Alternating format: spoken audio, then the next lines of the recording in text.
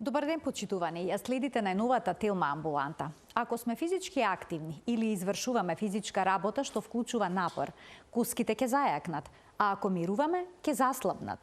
На кој начин вежбањето влијае на коскената густина? Што се можеме да направиме за да имаме здрави и цврсти коски? Кои коски најчесто се кршат и зошто скршениците се јавуваат обично кај децата и старите лица? Кои скршеници се најсложени и најтешко зараснуваат? Што вклучува лекувањето и превенцијата? Ќе го прашаме доктор Игор Мерџановски, травматолог-хирург. Разговорот ќе го проследите по рекламите, а како и досега ќе имате простор да се вклучите со ваши прашања во програма. Останете на Телма.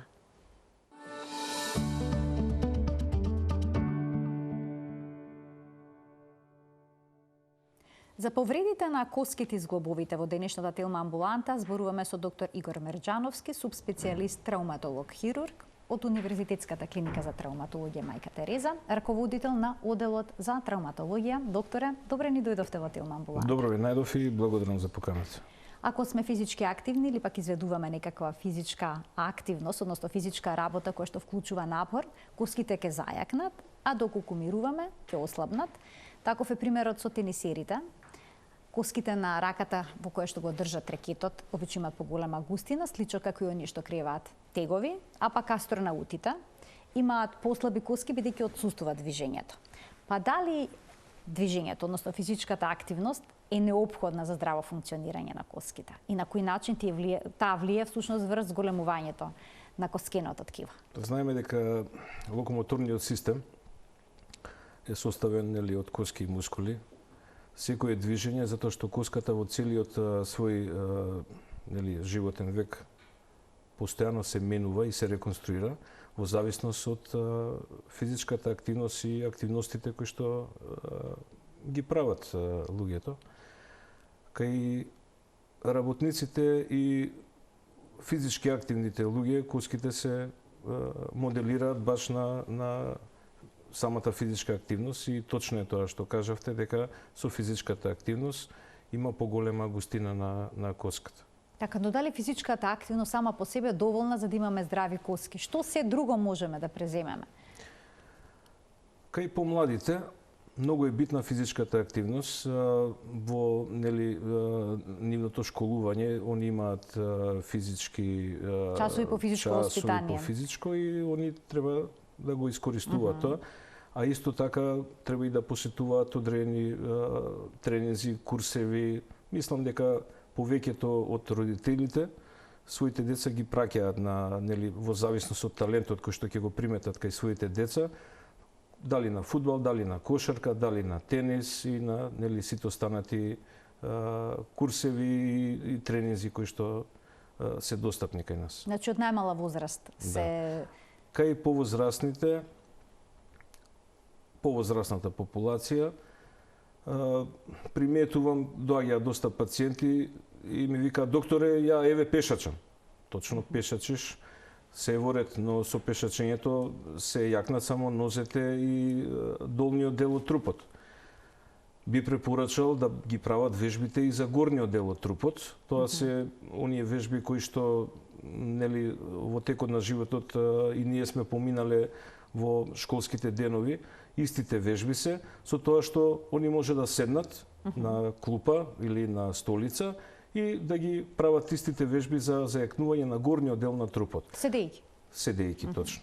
Многу е битно, затоа што најмногу страда арбетниот столб, затоа што со текот на времето, покрај тоа што ослабуваат коските, кажано народски, нивната густина се намалува, целата тежина е на горниот дел од трупот и настанува еден вид на искривување на арбетниот столб. Кога почнува да настанува искривување на арбетниот столб, тоа е поради тоа што мускулатурата веќе е ослабена. Они пешачат, ама не го користат горниот дел и не го вежбаат горниот дел од трупот. А докторе, ќе помогне ли ако примаме витамин Д, внесуваме поголема количина на калциум, можеби колаген? Точно, суплементите се исто така доста потребни за повозрастната популација. Дури ние и на младата популација даваме она рибино масло, витамин Д се дава. А исто така кај повозрасната популација настанува остеопороза.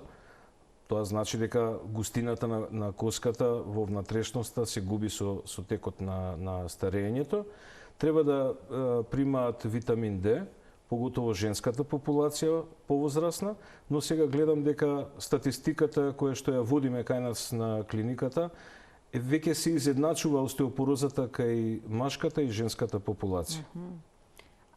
Се изедначува, бидејќи порано многу почесто жените страда Да, поради нели од хормонскиот статус и сето тоа, сега веќе имаме скоро изедначување на остеопорозата. Има објаснување зошто е тоа така? Па немаме се уште објаснување, во тек се некои студии кои што ги работиме.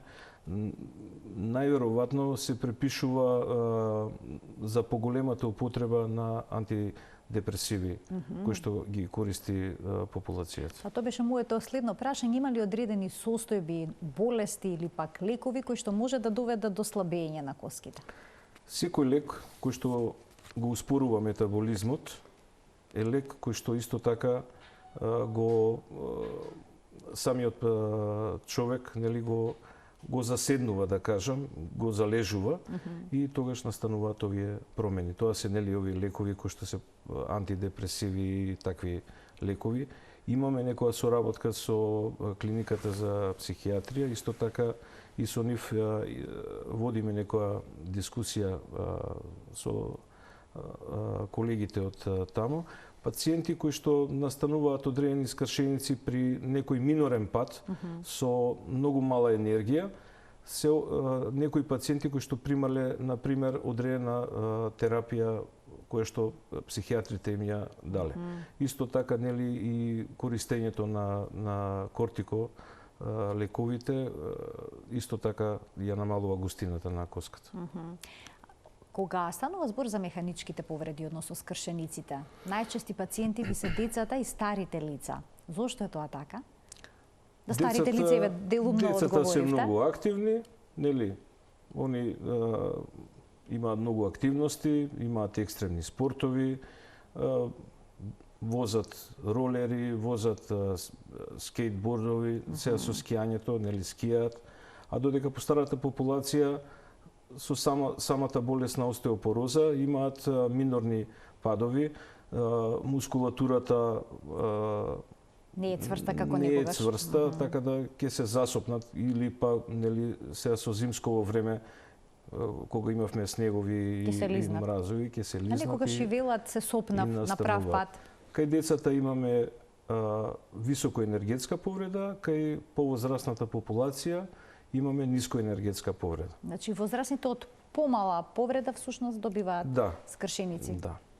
За разлика од децата. За разлика од децата. Сега кои коски најчесто страдаат? Кои коски најчесто се кршат? Најчесто кај помладата популација имаме фрактури на долгите коски, тоа се на подколеница, на надколеница, на надлактица и подлактица. Кај повозрасната популација имаме фрактури на колкот, значи на тој дел. И кога се прави мерење на густината на коската, се мери баш тој дел на коската. Тука може да се на колкот, на коската од колкот да се види и тоа е референтна вредност и на лумбалниот дел од пршлените се зема исто мерење таму и тие две мерења се референтната вредност за целокупната остеопороза. Фрактурите на рбетот настануваат при пат на постарите, повозрастните се извинувам, и на колкот. Кај младите на поголемите коски, затоа што е високо енергетска повредата. И сега, како пишувате дали скршеницата е сложена или не? Од што зависи? Зависи од дали е попречна фрактурата или па фрактурата има повеќе фрагменти. Ако има повеќе фрагменти, тогаш е комплексна фрактура. Ако е здробена коската, што знае да кажа. Ако е здробена коската, точно. Додека исто така скршениците на зглобните, каде што се зглобуваат две коски, се исто комплексни фрактури или скршеници. Повредите на зглобовите. Тие се најкомплексни и за нас е најтешки за лекување. А може ли да дојде до некакви компликации доколку се скрши колкот, па од него во крвотокот навлезат клетки од коскената срцевина? Фрагменти од коскената срцевина во крвта не може да навлезат. При самата скршеница целиот организам влегува во една фаза на борба. Ќе објаснам за да може да ме разберат вашите гледачи што може да се случи. Тогаш кога се крши коската, настанува крварење. Кога настанува крварење, тогаш се уклучуваат факторите за спас на организмот, кои што пробуваат да тоа крварење го сопрат. И тогаш се подига нивото на густината на крвта, од типот на тромбоцитите се активираат и може да настане дел од тие тромбоцити да се згручи крвта, па да пропатуваат и на целиот некој организам. тромб да пропатува, така? Да, може да настане таква работа. Ова го објаснувам за да може да ме разберат гледачите. Но ние добро го менаџираме тоа. Многу е битно да секоја скршеница многу брзо се стави на антикоагулантна терапија.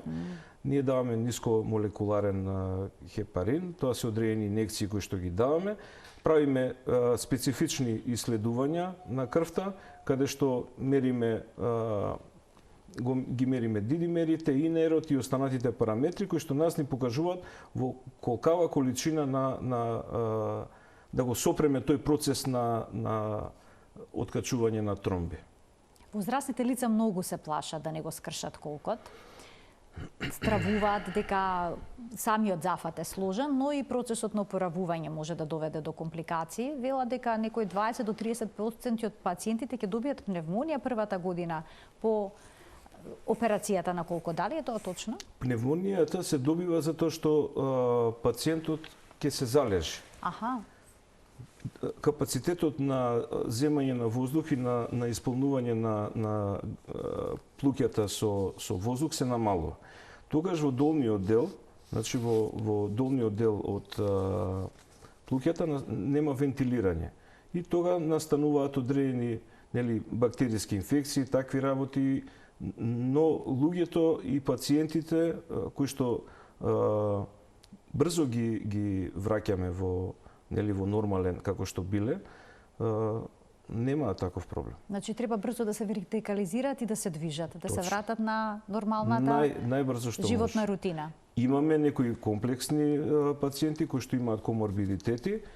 Кај нив ни е потешко станувањето, зашто и претходно имале некои си одредени болести плюс скршеницата и за нив правиме на нашата клиника додека се кај нас физичка активност во кревет. Виднаш почнувате со физикална терапија. Да, од третиот, четвртиот ден веќе почнуваме да ги раздвижуваме. А дали е исто толку сложена и скршеницата на карлицата? Бидејќи карлицата и зглобот се на колкот се тука?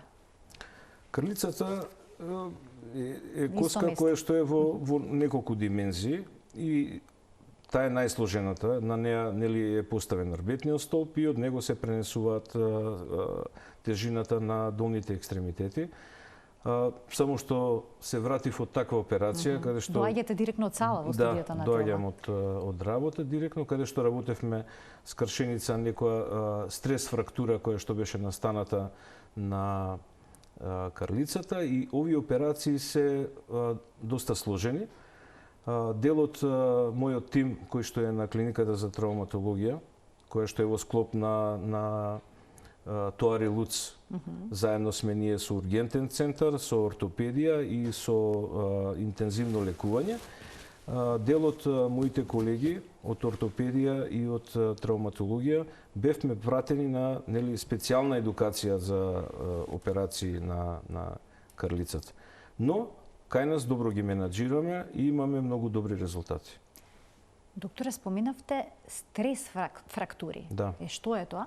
Стрес фрактура е кога е настаната фрактура која што на одреден дел од коската действувале некои сили, но тој пациент немал ниту пат, ниту ниту никаква повреда на Какви се тие сили? Што е тоа?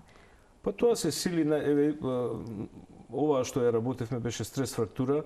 Најверојатно се работи за некоја си циста која што била тука на вродена и со тек на време со движењето ослабил кортексот во делот на каде што беше ова фрактура и она пукнала. Ние се сомневавме на некои други болести да не се присутни, па пред ова интервенција на пациентот му беше земена биопсија, испадна дека е севоред и денес направивме фиксација на тој дел. Ја наполнивме со вештачка коска, така да се надевам дека брзо ќе закрепне пациентот. А може ли понекогаш преголемиот напор да доведе до некоја фрактура, а да не сме свесни за тоа? Може ако има и одредени болести, Значи мора во позади да има болест, не може здрава коска да се скрши на таков начин, а оние што одат во теретана, што креваат тегови, нели тоа е висока сила. Имаме ние може да претераат? Да, па имаме ние повеќе пациенти кои што има скршеница на надлактицата затоа што се бореле на рака со другарите. Значи сепак е висока сила присутна. Така. И кога дигаат тежина исто е висока сила присутна. А може ли да настаде рбатот доколку се крене со двете раце силен товар во теретана? Секоја коска, нели со текот на времето, може да издржи тежина или сила која што сега не можеме, секоја коска си има различна. Ако се преоптерета со дигање на тегови на голема тежина, тогаш тоа е исто како да настанала некоја си сообраќајна незгода на тој дел од коската. Докторе, што е со пациентите што имаат остеопороза? Кај нив понекогаш има микрофрактури на пршлените на ребетниот столб. Дали тие ги чувствуваат и колку се опасни? Болката е првиот знак дека нешто се случува. Правиме исследувања од типот на компјутерска томографија. Прво правиме рентгенски снимки, па компјутерска томографија и после тоа правиме магнетна резонанца на која што можеме да видиме дали настанале такви микрофрактури. Дали овие фрактури секогаш се гледаат на сликовните методи? Да. Рентген? Да, на рентген. Сите видови на фрактури може да се забележат? Па скоро сите видови, но дел од нив не може да се видат ако постои лош квалитет на сликата, обеситност, ако е пациентот доста крупен, да не може рентгенот убаво да направи слика, а болката и сликата, добар рентгенолог, ние имаме исто така со рентгенолозите одлична комуникација, се консултираме еден со друг. Ако не им е јасно, кажуваме дека во кој предел има болка и ако треба последиме со понапредна диагностика од типот на компјутерска томографија и на магнетна резонанца. Каква болка чувствуваат лицата кои што се соочиле со некаков тип на фрактура на коските? Силна ли е, тапа ли, интензивна ли? Не поминува со лекови таа на тие делови, значи не поминуваат со лекови. Имам вика веќе втора, трета недела не можам, болки имам и со лекови ништо не ми поминува и тогаш ние веќе се алармираме за диагностика. Значи кога има фрактура не секогаш се јавуваат некаков деформитет? Па во зависност на долните, на големите коски, деформитетот е приметлив. Присутноста на болката, неможноста на газењето, додека фрактурите на рбетниот столб не покажуваат таков деформитет. Но сепак, ако со тек на време тој дел остане така, тога настанува искривување на рбетниот столб и тогаш е нели приметена дали е сколиотична или кифотична, дали према напред се наведнати или на страна се наведнати. Ке ги вклучиме доктори гледачите од овој момент. Почитувани, емисијата е контактна. Можете да поставите прашање кој што се однесува на темата на која што денеска говориме. Постои ли корелација помеѓу опоравувањето и сложеноста на скршеницата? Рековме дека едното со друго се претопуваат. Имаме различни случаеви на скршеници, на лекување и во зависност од пациентите имаме добри и лоши резултати. Најдобри пациенти за нас кои што настанала комплексна скршеница, направена е операција, нели лекување, оперативно лекување, тие кои што многу брзо се враќаат во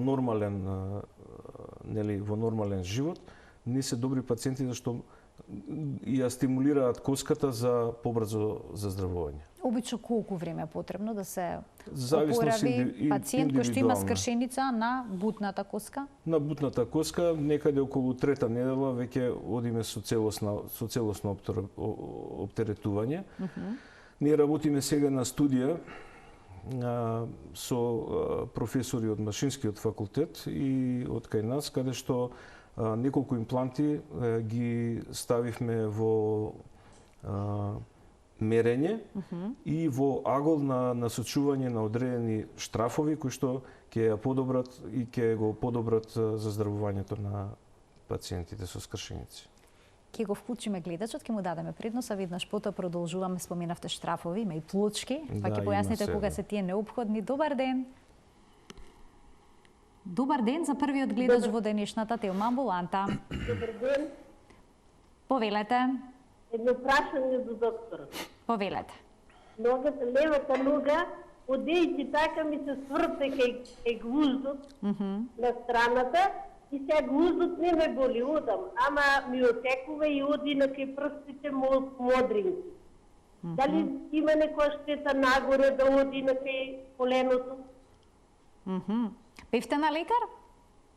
Бев еден гел ми даде за мачкање и ништо. Така, и не ви помогна тоа, да имате прашање, докторе? Слика надали. Дали имате направено рентгенска снимка?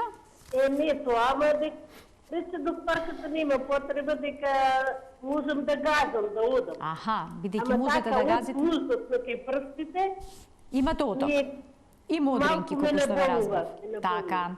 Ви благодарам за вклучувањето во програма. Што би советувале во ваков случај, докторе? Се Ваков случува случај, често да ја превиткаме се ногата. случува да и кај помладите повеќе, кај повозрастните исто така се случува и имаме гледач. Треба да се направи рентген снимка и со тоа веќе ќе бидеме сигурни дали е настаната некоја скршеница во делот. И ако не е настаната скршеница, затоа што се работи во глуждот доле, во така наречениот скочен зглоб, може да настане откачување на одредени лигаменти кои што ја држат вилјушката на пренос на целата тежина на стопалото. Така да со рентген снимката, ако нема скршеница, ќе се види дека можеби е тој лигамент кој што ги држи двете коски на место и во центар на пренос на тежината, дека е скинат и дека таа вилјушка е разлабавена и тука ќе треба да се направи оперативен третман. Ако пациентот може да гази со стапалото не на подот, да, може да гази некој. Тоа не е критериум за да не е исклучи критериум, скршеница? Не, тоа не е критериум, има оток, има се. Мора ние да бидеме сигурни како лекари дека на коската и лигаментарниот апарат на скочниот зглоб или на било кој зглоб не е настанат нели пореметување во оската. При да го вклучим и следниот гледач, само да ве прашам колку често при вакви повреди луѓето прво одат на местач, па потоа се јавуваат на лекар. Сега скоро имав една млад пациент, една девојка која што се бави активно со спорт, ја свиткала ногата, отишла на местење, не и поминало, уште повеќе се влошила ситуацијата, ја сликавме и на малечката коска доле, или на фибулата таа, видовме дека се работи за микрофрактури, да, и на тој трианголниот лигамент дека е разлабавен, дека не е во центар самиот зглоб, па ставивме лонгета и така. Ќе го вклучим и следниот гледач во денешната Телма амбуланта. Добар ден. Ало, добар ден. Повелете. Имам 74 години, пред едно 16-20 дена се лизнав во купатило, паднав, десната нога права, левата ми се свитка во коленото, отече, има болки. Отидов следниот ден на лекар, ме пратија на рентген Од рентгенот резултатот беше дека нема скршеница, дека е повредена патела. Капачето што го викаме. Добро. Ми дадоа уствари прво крв со шприц од коленото и потоа ми даде некои апчиња против болка и апчиња против оток и некои за подвижност. И тоа е веќе 20 дена, можам да одам, нели? Ама страх ми е да не оптеретам таа нога, коленото, па да не случајно направам друга повреда. Значи мирувате, колку што можам да разберам. Вака би траело ова заздравување. Ова состојба и кога би можело да се вратите кон нормалните активности. Ви благодарам за вклучувањето. Што советувате во овој случај, докторе? Повреда на, нели, на зглоб на коленото. Така.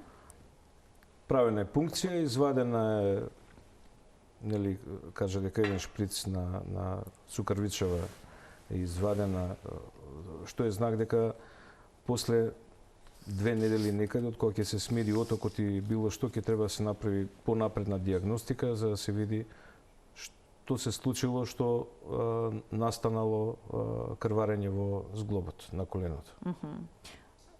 Сега мора да мирува пациентот? Мора да мирува додека ние немаме, он нема диагностика од каде настанала, се случило, нели, да отече и да му вадат, да настане оток и да извадат крв. Што ми извадиле крв, дека нешто се случило. Најверојатно ќе треба да се направи компјутерска томографија, да се види да нема некоја си фрактура или импресија и после тоа најверојатно ќе треба да се направи магнетна резонанца, ако е се чисто на компјутерот, да се види што кој од мекоткивните менискуси, лигаменти е повреден.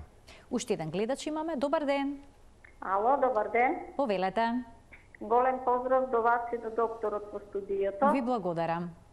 Имам едно прашање, ако може нешто да не посоветува лекарот. Така. Пред Го очекуваме. 20 дена скрших 3 ребра на градниот кош. 8, 9 и 10. Бев на хирургија, ме снимаа рентгенски, направија компјутерска томографија и ми дадоа само лекарства против болост.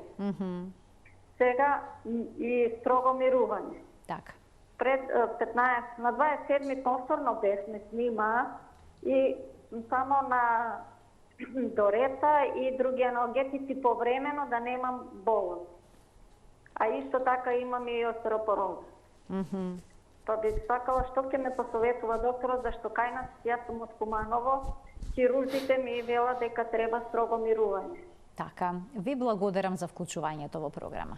Кога станува збор за ребрата, колку брзо се опоравуваат, се окоскуваат, како изгледа процесот на закрепнување? Па има една народна, викаат колку имате години, толку денови. Треба да прави редовни контроли. Скршениците на ребрата не ги оперираме, не ги оставаме они да зараснат. Сем ако е настанато скршеница и на десниот и на левиот граден кош и каде што нема можност од нормално дишење. Тогаш ние правиме, го викаме флеил 600, тогаш правиме интервенција хируршка. Кај овие повреди е битно да се мирува, да се примат аналгетици и да го вежба дишењето и да одат на редовни контроли, да не евентуално нели е пробиена таа убивка која што ги држи белите дробови и е настанато да не е настанат некој си пневмоторакс или хематоторакс, тоа значи дека може да има некој воздух измеѓу, да колабира, да има проблем со дишењето и така. Сепак скршениците на ребрата заздравуваат добро. Мислам дека пациентката ќе биде добра, но ќе треба нели да се оди на редовни контроли. И покрај тоа што има остеопороза, брзо ќе закрепне? Да. Добро. Уште еден гледач ќе вклучиме. Добар ден. Добар ден, Вие сте во програма. Добар ден, ве очекуваме со вашето прашање. Добар ден. Добар ден. Јас ќе ве замолам да го следите разговорот преку слушалката, да го намалите тонот на телевизорот. Намали, нема Така, телевизор. еве сега можете да разговарате со мене нормално и да го поставите прашањето. Повелете. Јас не ве слушам вас. А не е важно дали вие мене ме слушате или не, ние важно е што вас ве слушаме и го Вие очекуваме мене ме прашањето. слушате, не? Да, одлично. Добро, добро. Прво поздрав до водителката и до господинот доктор. Благодарам. Едно прашање. Пред Така, една година имав скршеница над лактицата така. и ми ставија гипс. Под гипсот се направија рани, болки големи. Меѓутоа, после еден месец го извадија, тоа ми ставија на лонгета. Таа лонгета многу ја стегна раката до подци на раката и под мишката до градата се скина мускул. И тој мускул никој не го побара. Ја барав интервенции тука во моментот, затоа тој мускулот е веќе во реброто. И како ожилјак има на крајот кај градата. Сега моментално и раката ме боли, и мускулот. Каде можам да се обрата? Така, И што може треба да се направи направам? во вашиот случај? Ви благодарам за вклучувањето во програма, се надевам дека брзо ќе видите подобро. Што советувате? Работиме 24 часа на ден, Така. секој ден. Покриени се со двајца специјалисти, травматолози, ортопед еден. Пациентката може да дојде кога сака на преглед. Малце нејасно ни е објасни целата Да. ситуација. Најверојатно се работи за фрактура на вратот на хумерусот, според она што ми го дел од тие скршеници ги менаџираме и ги лекуваме конзервативно, без оперативен третман. Најверојатно презентирани се сликите каде што се лекувала и одлучено е да лекувањето биде конзервативно. Ако евентуално нели извадиле лонгета, ставиле полесна ортоза за ова која што и сметала од самото паѓање настануваат хематоми, нели при конзервативните, па можеби тоа е дел кој што она го приметила околу градата дека има нешто и така. Значи да се јави на универзитетската клиника за Да, може слободно травматологија кај и да нас направи дојде. еден Да, преглед. секој ден. Дополнителен. Добар ден за следниот гледач. Ало, добар ден. Во програма сте, Убав ден повелете. да имате и све најдобро. Ви благодарам, истото и вам ви го посакувам. Така, ме интересира доктора да го прашам, да ме објасни над моја возраст 60 години кога бев, сега имам 67-8 години, имаше хеликобактер, пиеше лекови една недела, дори неиздржливи болки беа у колковите. Тоа беше страшни болки. И од тогаш мораше да ги прекинем лековите и од тогаш навамо никако болките да не прекинуат. Посебно по времето кога ќе се менјат, тоа е неиздржлива болка. Посебно кога легам. Сега, кај може да се обратим и што може да ми каже доктора да ми објасни, ќе ве молам. Така, Што добро, ви проблеми- благодарам за вклучувањето в програма. Може, докторе, од лекови, антибиотици за хеликобактер да се јават болки во колковите? Не. Нешто се поклопило, Се предпоставам. поклопило најверојатно.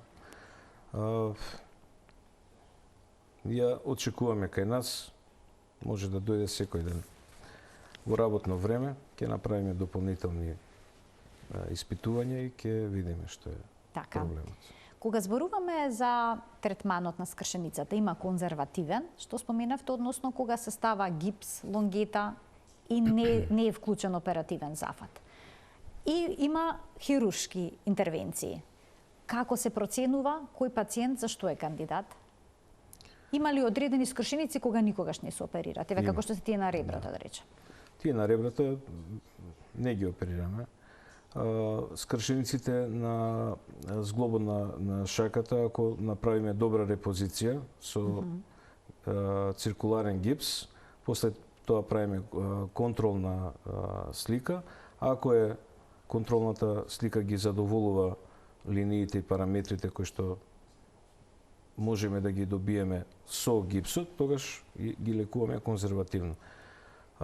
Скршениците на подлактицата, ако е скршена само едната коска, ако успешно ја репонираме и ја вратиме на своето место, исто така не се оперира.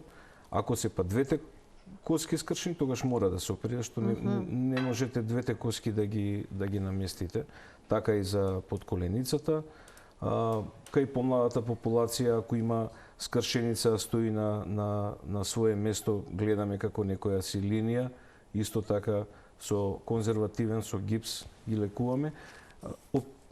Оперативното лекување е последното кое што ние го правиме. Значи, пред се прво пробуваме да пациентите ги лекуваме со конзервативен третман или без операција. А кога се користат штрафови или пак плочки, и дали тие после операцијата остануваат на коската за секогаш или пак може да се извадат? Ние имаме, тоа го викаме остеосинтетски материјал. Ги имаме сите можни остеосинтетски материјали кои што се користат во целиот свет, па и кај нас. Ги користиме во зависност од скршеницата и во зависност од локализацијата на скршеницата. Имаме за секоја коска специфичен остеосинтетски материјал. Некаде користиме плочки, некаде користиме клинови кои што се медулоцелуларни, се ставаат во средина на коската. За кичмата користиме штрафови и родови, значи за секој е различно. Дали на пациентот може да му пречат овие штрафови? Имаме исто така водиме евиденција. Кај некои пациенти не го прифаќаат, иако ние користиме високо квалитетни материјали од титаниум и ванадиум во измешан состав, не го прифаќаат, настанува така наречена металоза. Кај нив го вадиме материјалот и пробуваме нели со конзервативен третман. А оние пациенти кои што имаат штраф, да речеме, во коска или плочка, можат ли да се снимаат потоа со магнетна резонанца? Со овие материјали кои што ги имаме на клиниката, со сите може да се прават магнетна резонанца затоа што се амагнетни. Значи, имаме во највисоко ниво сме опремени со остеосинтетски материјали. Докторе, а што е со децата кои што ќе имаат фрактура на местото на коската, наречено епифиз, ако не се лажам, кој што е одговорен за нејзиниот раст? Како се третира тоа? Дали е сложено? Може ли таа коска да престане да расте? Тоа е една најопасните кај младата популација повреда која што може да настане. Епифизиолиза се вика, каде што храната на коската доаѓа од тој дел каде што нели не е окоскена. Тогаш користиме гипсови конзервативен метод и во одредени ситуации каде што мораме да го задржиме, да ја задржиме скршеницата или нели таа епифизиолиза, ставаме тенки кишнерови жици кои што стрчат надвор од ова и после тоа од кога ќе подзарасне ги вадиме. Дали децата кои што имаат ваков тип на скршеница потоа смеат да вежбат на часовите по физичко воспитание или пак да спортуваат? Што им советувате? После успешно лекување може се. Се нормално? Се нормално. Имаме проблеми, нотиравме неколку повреди кај помлади околу 14-15 години, затоа што ние третираме од 14 години, па од 13 па нагоре ги третираме, до 13 детска хирургија кај нас ги работи оваа проблематика. Повреда на колк, епифизиолиза, проба на репозиција ставено и момчето со тек не успеа да зарасне. Значи, повредата на колкот е една од најопасните, затоа што таму е најголемата тежина се префрла од неливо движењето. Значи, децата може да направат ваква сложена повреда на колкот. Се сеќавам на настанот беше со моторче, нешто така. Се возеле, паднале и Биднава белја. Многу е лошо затоа што после треба да се чека, се губи целата анатомија на движењето, ногата се скратува, па почнува да страда другата нога, искривување на рбетот, комплетна, значи настанува проблем. Така, на целиот всушност коскен систем, па и на органите на нивната позиционираност. На се, буквално на се. А докторе, што со ние повреди кога коската навлегува во мускулите? Опасно ли е, како се третира? Тоа се тие фрагменти. Мускулен конфликт се нарекува, ако не се лажам. Да.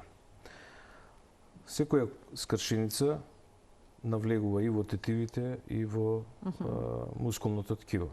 Имаме скршеници каде што и излегуваат, тоа се отворени фрактури при високоенергетски повреди, сообраќајки и патот, висини и такви работи, каде што коската е нели како сабија и она буквално излегува низ мускулното ткиво, кожата и надвор.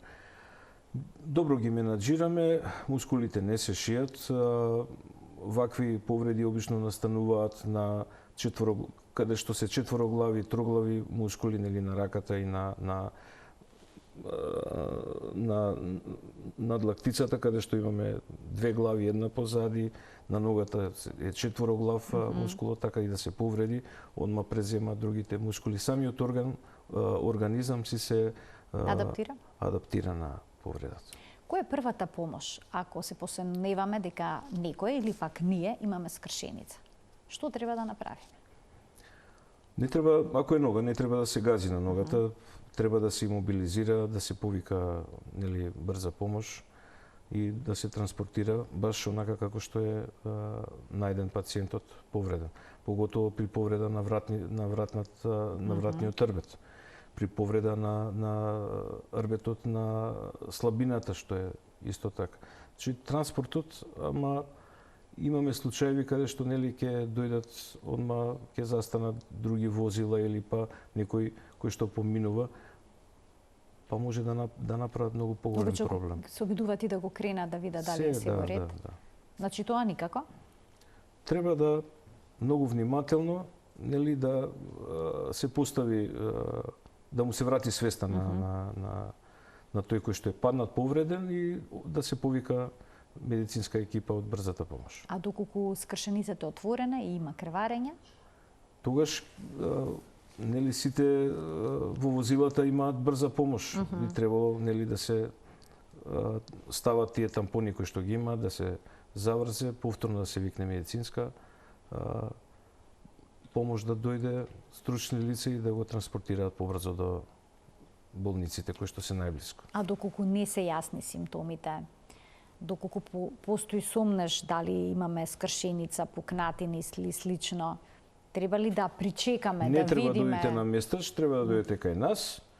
А некој велат па и да почекам, да видам дали ќе се смири, дали ќе се повлече. Па ќе си пробате, обично пробуваат, па уште ги боли, газат, па тогаш доаѓаат кај нас, па ќе видиме дека настанала некоја скршеница која што е стара една недела, 2 недели, 3 недели, тие скршеници не се малце потешки за лекување. Зошто? Што е тука сега проблемот? Па затоа што самиот организам веќе почнува да зараснува, па криво ќе зарасне и после ние треба да таа коска повторно ја кршиме за да исправиме и да ја добиеме должината и линијата на коската.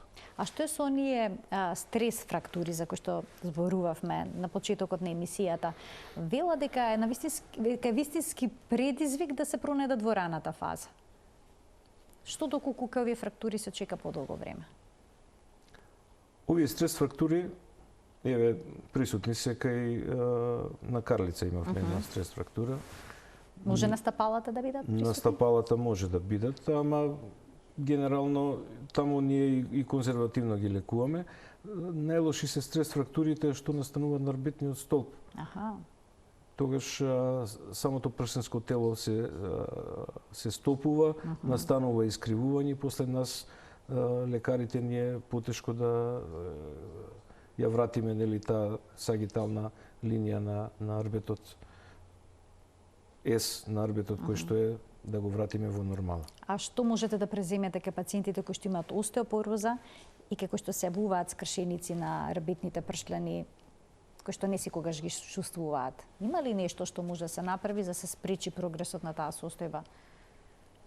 Витаминот Д, сончењето, калциум, внесување, физичката активност, здравото живење, Движење, пушењето исто така еден од ризик факторите, регулирањето на шеќерната болизна, диабетисот исто така и тоа представува проблем. Така, претпоставам дека сето ова е и дел од она што ќе ве прашав, што би било превенција, здравиот начин на живот, Да. доволното движење, но како што споменавте на почетокот на емисијата, не е доволно само пешачење, туку треба да се работи Точно, и на да. мускулатурата Па во на неколку трупот. гостувања сум бил, па и кај вас, мислам дека и во минатото гостување го кажав дека вежбањето на горниот дел од трупот е многу битно за повозрасната популација. А младите да внимаваат, нели, на екстремните спортови и на тие нивни физички активности. Ќе советувате ке повозрасните вежбање со тежина со мали текчиња или не? Па јас би кажал дека е најдобро да вежбаат со сопствената тежина. Оние вежби што ги кажавте, што се прават седејки, може да ги прават сите. Школските вежби. Така, може би во едно од следните изданија на емисијата би можеле да прикажеме како се изведуваат овие вежби наменети за повозрасната популација. Да. Па ќе повикаме некој од кај мене, може од физикална терапија или Тоа е од одлична идеја. институтот што е за физикална терапија, да тие вежби ги Да ги презентираат да ги на презентираат, гледачите. Докторе, договорена е веќе таа емисија. Добро. Ви благодарам многу за денешното гостување во Ви Телма благодарам Амбуланта. и на вас за можноста да еве на вашите гледачи и на нели нашата Македонија да малце ја подигнеме свеста и за превенцијата од остеопорозата и од скршениците. Ви благодарам уште еднаш, ким се заблагодарам и на гледачите за интересот што го има при денешното следење на емисијата. Ве поканувам да бидете дел од Телма Амбуланта секој работен ден во 12 часот и 50 минути кога зборуваме за најчестите болести, но секако и за здравието. Пријатно.